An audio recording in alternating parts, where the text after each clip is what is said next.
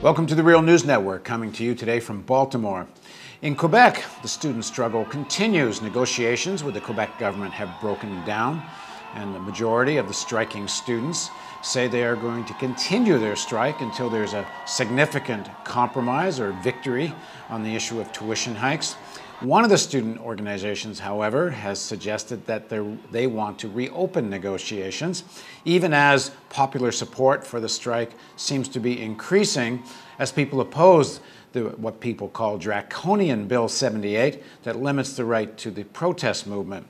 Now, joining us from Montreal to talk about all of this is Jérémie Bédard. Jérémie is an organizer and supporter of one of the student organizations called CLASSE. Thanks for joining us, Jérémie. Thank you. So first of all, let's start with the issue of Bill 78 and the growing protest movement against the bill, because it's interesting. There's people, of course, that support the student issue on tuitions that are opposed to the bill, but it seems people that even don't agree with the students on tuitions have joined in terms of the democratic principle of the right to protest. That's right. We've seen an outpour of support for our movement against Bill 78. This has mostly taken shape of these huge casserole demos, we call them, with families, people of all ages, of all backgrounds, banging on casseroles every night. It's been happening since the big protest on May 22nd, and it seems to be growing even more. And on top of that, we've seen official support from members of the civil society, including members of the Barreau, lawyers, which have officially called this bill unconstitutional and have helped us in our efforts to contest it. So what is it about Bill 78 that's alleged to be unconstitutional? Well, the Constitution of Canada, through the Charter of Civil Rights and Liberties, guarantees the right to protest and to assemble freely. And Bill 78 severely restricts that right. Organizers must now submit the trajectory, the route of demonstrations 8 hours in advance, which is a move to directly quell protests, especially spontaneous protests that we've seen happening every night since a month and a half ago. What are some of the other provisions in Bill 78 that are essentially more egregious? Bill 78 also severely restricts the right to assemble in front of schools. And as you perhaps know, student strikes in Quebec are enforced in that way by doing picket lines in front of schools. Bill 78 imposes fines of up to $125,000 for organizations who call for picket lines, and of course makes picket lines illegal. And every protester that participates in a picket line will be charged with other fines as well. This is a direct move to destroy student organizations, destroy all kinds of associations who call for picket lines in front of schools. And what's been happening since the legislation was passed? For example, your organization, CLASSE, have you been respecting the law, or are the picket lines up anyway? And if they are up, has the law been enforced? One interesting provision of Bill 78 is that it also moves the semester. The winter semester, has been officially suspended and will restart in August. For now, there are no picket lines in front of schools because classes aren't given, strike or not, in institutions that have been touched by the strikes. And how many arrests have there been now, and what is the level of police repression since the bill was passed? Oh, it's been insane. We've seen about 1,000 arrests since the bill was passed, including up to 700 on the night of May 23rd, one day after the big protest that took Montreal by storm.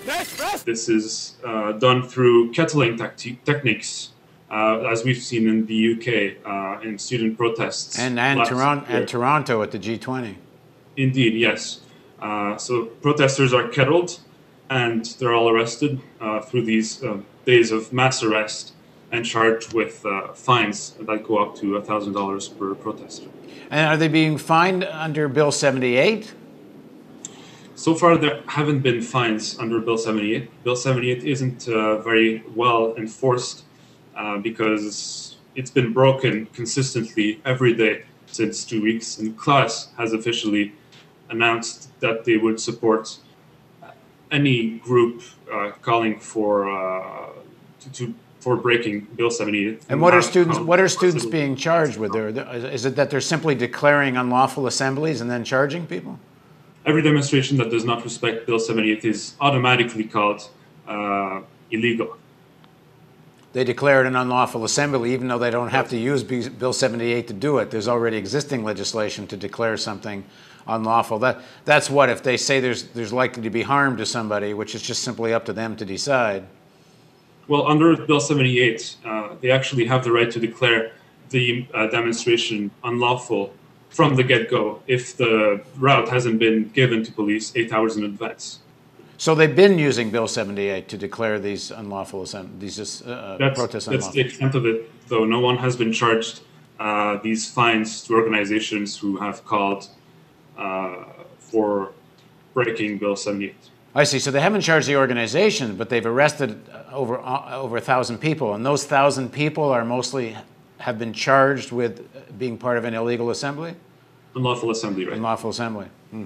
Yeah. And what has been the level in terms of violence? In Toronto G20, the police seem to be with unmitigated use of violent force, batons and kicking people and such. Are you seeing that as well? Absolutely. And we've been seeing that since the very beginning of the strike, consistently. The level of police repression is simply insane. Several people have lost their eyes, lost sight in one eye, and every day, every night, people are hassled by batons, pepper sprayed, tased. They use irritant gases, tear gas to dispel. And how did the man that lost his eye, how did he lose it? Are they using rubber bullets there?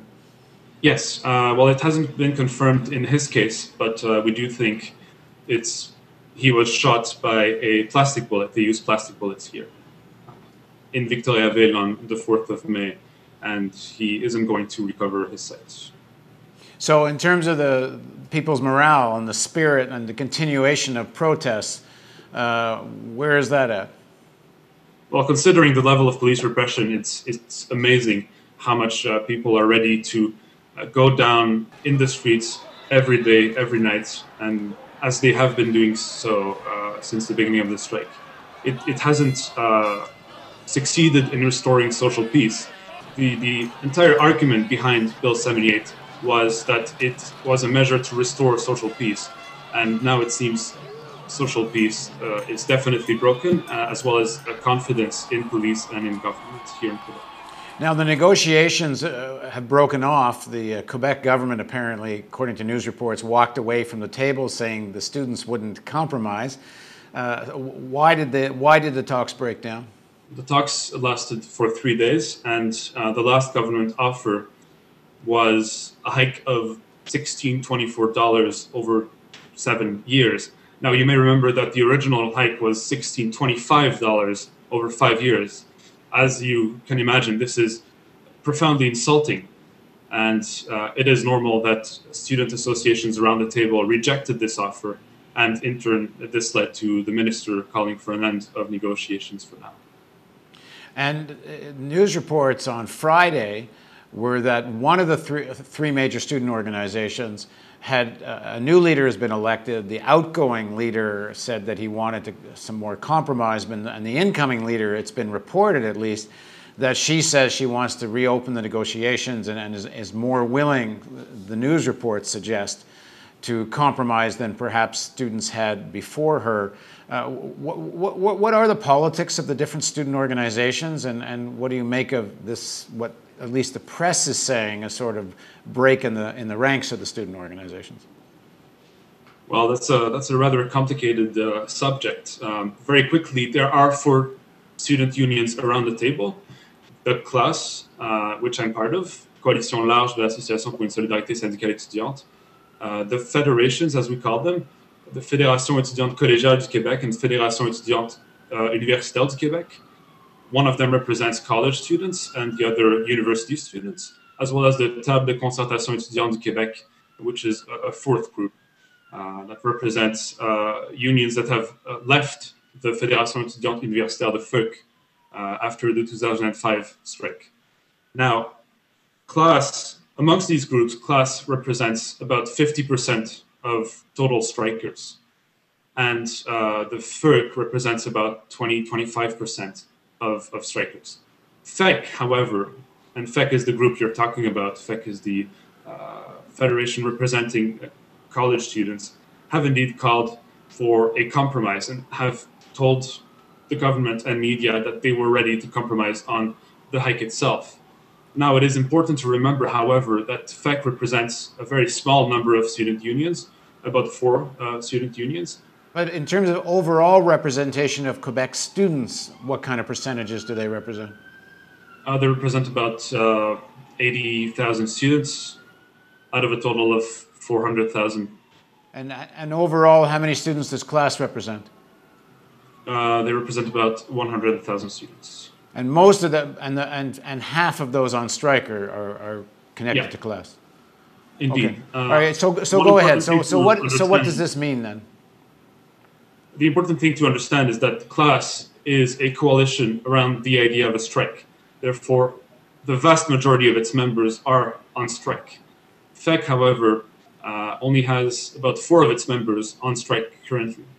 And as the negotiations are a product of the strike, we feel at CLASSE that FEC cannot represent the strike movement. And by doing those declarations, it harms the fragile unity between those groups that has risen over the last few weeks. Well, it sounds like even if there was some kind of a deal with FEC and the government that CLASSE wasn't part of, it wouldn't mean that much, given they don't represent that many strikers. I suppose it would be mostly a propaganda victory for the government. Presumably, yes. They would use the FEC as an example of students who are ready to compromise, ready to bargain. And this was a successful strategy in previous strikes. However, I don't think this time it will work, given CLASSE's great representation and FEUC, the University Federation's relative solidarity with CLASSE as opposed to FEC. I don't think the strategy will work. I don't think the Quebec public will accept those calls for bargaining, and demonstrations will continue, disruptions will continue. Now, in terms of the demands of CLASSE and the students that are part of this alliance, I guess there's short-term and long-term. Short-term is that you want a tuition freeze, and you want to negotiate how to find the funds to make up what the government's looking for in other ways in the school system. And then you have a longer-term objective of the issue of getting towards a tuition-free education, the idea that all education is a right, including university education. The strike is for the short term, or is the long-term demand also part of the strike? The mandates we've given to our negotiation committee is to get a tuition freeze. And that's what we're working towards in the short term throughout the strike. However, CLASSE functions in a very democratic way, and if unions, members of CLASSE, would like us to push for free education instead, then it is up to them, up to Quebec students, to demand for more, to demand free education. Right. And this will be done in General Assemblies if they wish to do so. And just finally, there's been solidarity protests with the Quebec students in New York. I believe there's been 1 or 2 in Europe. There's been a few in Canada, and then it's expected there's going to be many more across Canada. What does this mean to the students on strike, the impact it's having globally, really? Well, we're just overjoyed, obviously, by this outpour of support coming from all kinds of countries. As you said, Europe, the United States, the rest of Canada. Concretely, it means that international press is looking at us more intensely, and other social movements in the rest of the world are increasingly being interested by this movement and learning from it as well. And this could mean in the next few months or years in the rest of Canada, student strikes in other provinces. It also means that unions and community organizations around the world are giving material support to CLASSE and to other organizations, not only letters, but also funds to help us with our legal campaign to contest Bill 78.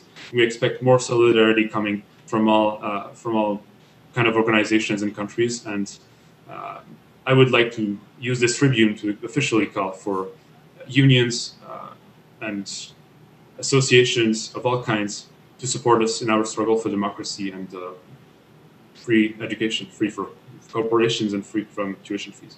All right, thanks very much for joining us, Jeremy. Thank you. And thank you for joining us on the Real News Network.